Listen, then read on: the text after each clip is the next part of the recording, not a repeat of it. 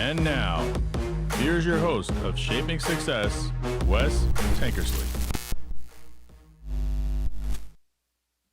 What is up, everyone? Welcome to Shaping Success. I'm your host, Wes Tankersley. Back again for another morning coffee. A couple days off.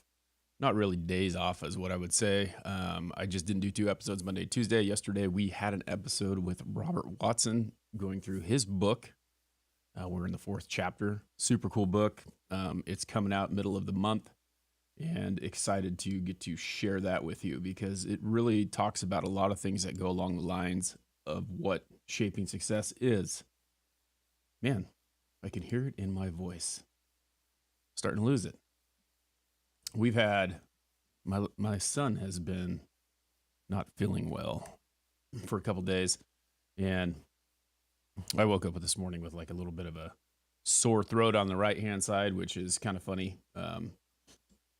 but it'll get better. But I didn't realize that my voice was sounding the way that it was. Hey, if you are in the Treasure Valley and you are looking to refinance because interest rates are going down and they should continue to go down over the next couple months, Sean Loveland at Castle & Cook would love to help you out. He is a sponsor of the show. He is licensed in Oregon and Idaho. 208-447-7205. Check out Sean, and he will help you get refinanced. Great guy. I've been looking at refinancing the house right now just because the interest rates are going down. So go check it out. If you're joining us on TikTok, thanks for hanging out. We are live on YouTube, Facebook. I need to hook it into Instagram. I keep saying that. I haven't done it yet. We'll get her done. If you want to get in on the conversation, you can get over to the YouTube, and that is where I try to spend the most of the time because we're trying to grow the YouTube. So if you haven't subscribed to YouTube, go check it out. Anyway, as I said, I've been traveling for a couple days. I went down to Houston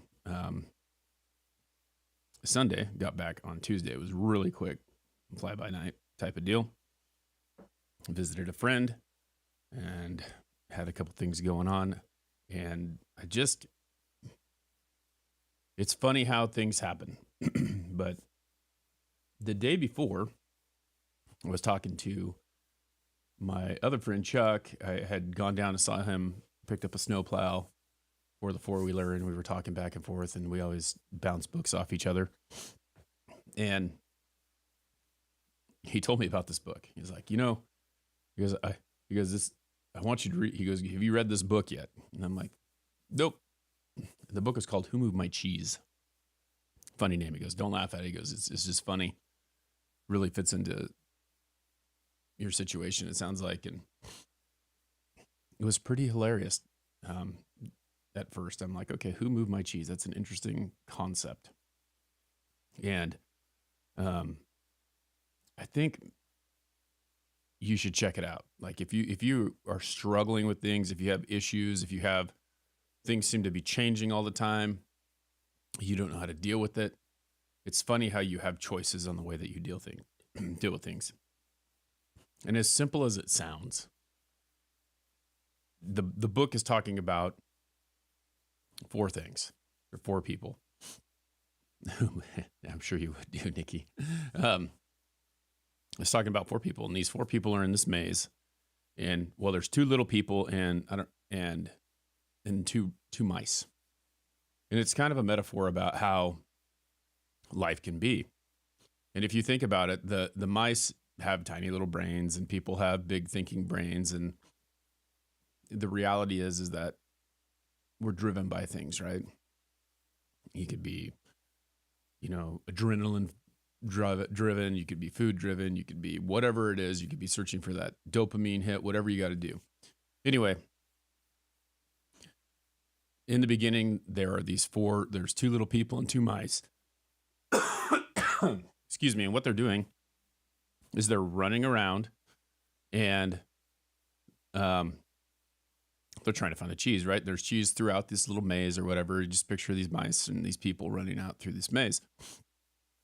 And the mice use their nose and they sniff and they don't think critically. They just go around a corner. They bump into, they can't go anywhere. They turn around, they go back and they keep searching and they keep searching and they keep searching. They find the cheese. They're there. They're good.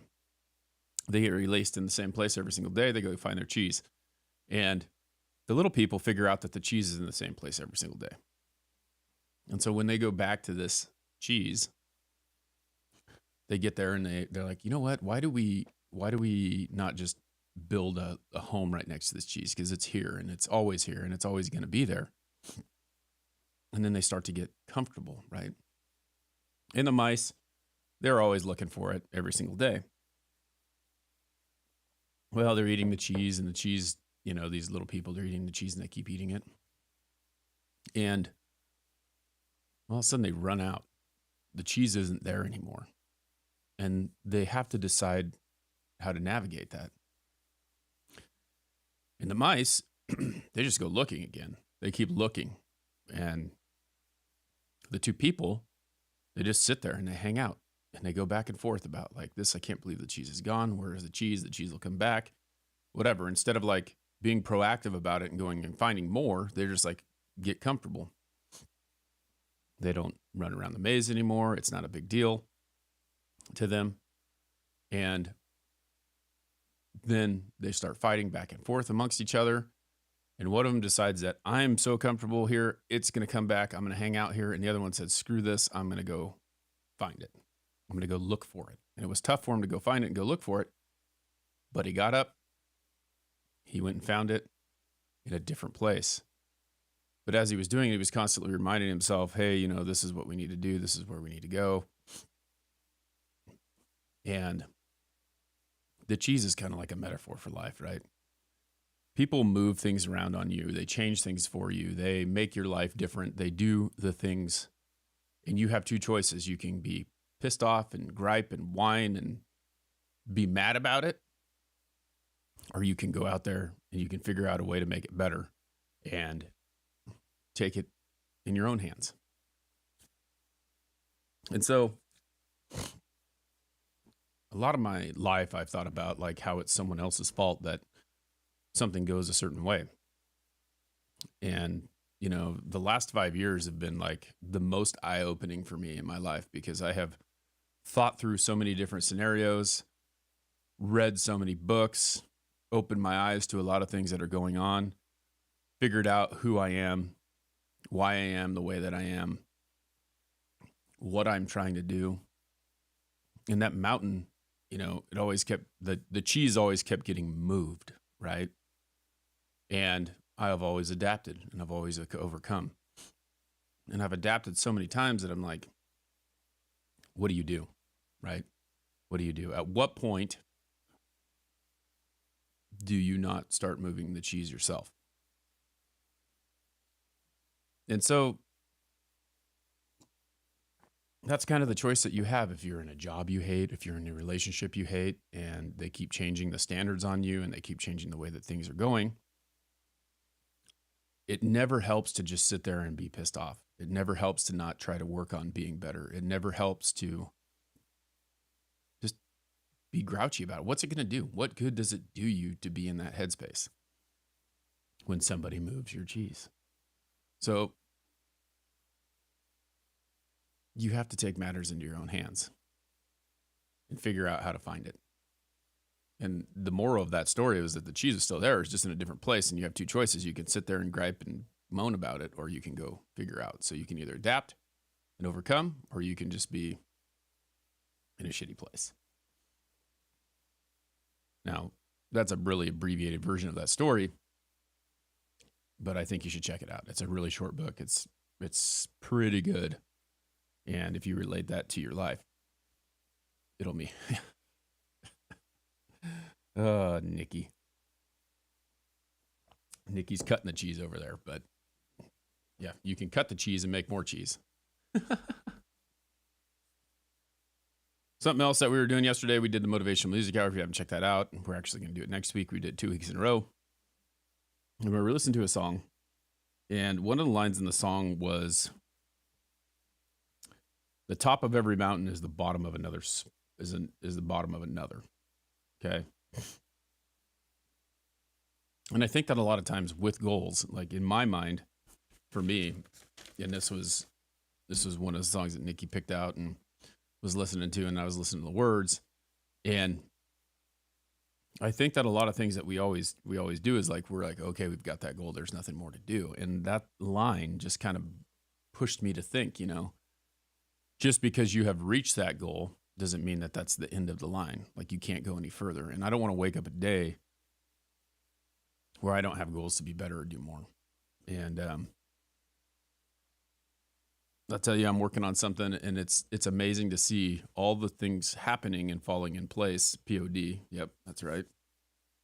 All the things that are falling in place, and it's because I don't look at it as a barrier. Like I'm trying to find a way around it, and I'm never quitting trying to find a way around it. Like I have the choice of like, this is just not going to work, or keep pushing and find another way. And if it doesn't work the way that I'm trying to make it happen,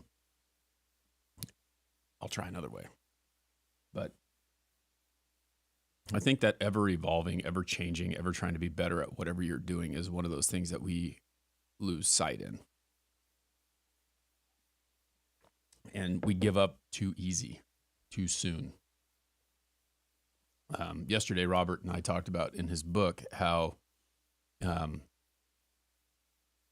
he had two choices. Like he had written this book, and over a year ago, we started talking about doing a podcast about the book, about the chapters in it, the essays, the things that he's going through, which I think are really meaningful things.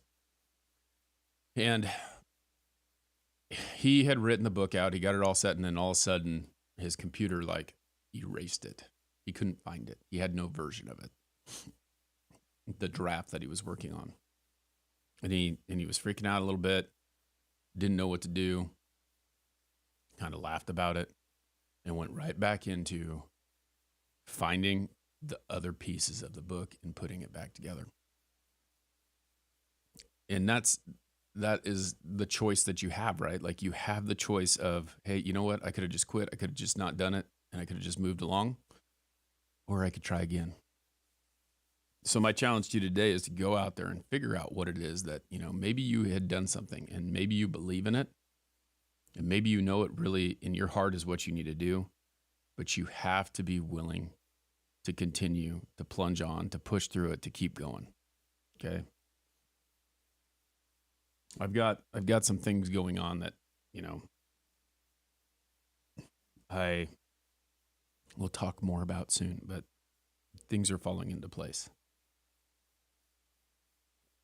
And those things fall into place because I continue and refuse to quit moving forward. So that's what I got for you today. I mean, I know it's a little bit shorter, but those are the thoughts that are on my mind. And I want you to think about it. The top of every mountain is the bottom of another mountain. So figure out what you want to do. Figure out what your goals are. When you get to the top, you're not done. Because if you're done, you're over it. Think about the guy who thought that the cheese was going to come back. It's not. So remember that. Go out there today. If you haven't checked out the book, Who Moved My Cheese, and you're in kind of one of those situations, I'll tell you what, it's a really good book. You should check it out. You'll love it. Until next time, I challenge you to find the shape of your success.